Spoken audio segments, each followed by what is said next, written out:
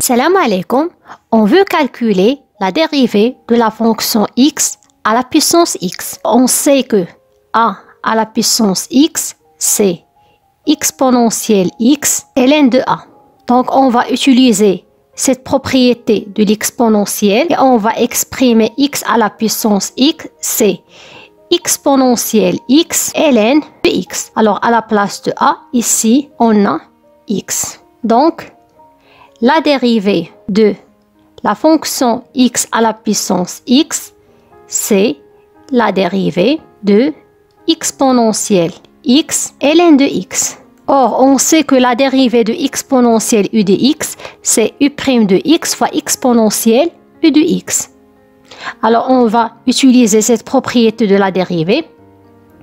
On obtient, c'est la dérivée de x fois ln de x fois exponentielle x ln de x. Alors, on sait que le produit de la dérivée, c'est la dérivée de x fois ln de x plus x fois la dérivée de ln de x. Or, exponentielle x ln de x n'est que x à la puissance x.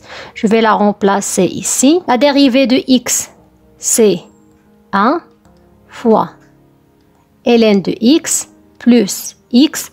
La dérivée de la fonction ln de x, c'est 1 sur x, le tout fois x à la puissance x. En simplifiant ceci, on obtient c'est ln de x, il nous reste plus 1 fois x à la puissance x.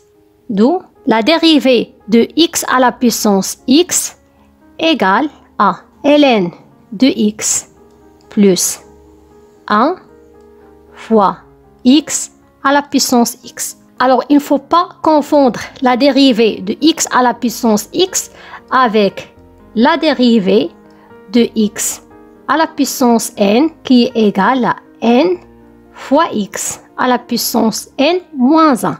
Alors, dans cette deuxième dérivée, ceci, c'est un nombre qui appartient à n dans le cas polynomial, mais dans le premier cas, x est un variable. Donc, il faut faire très attention dans le calcul de ces deux dérivées.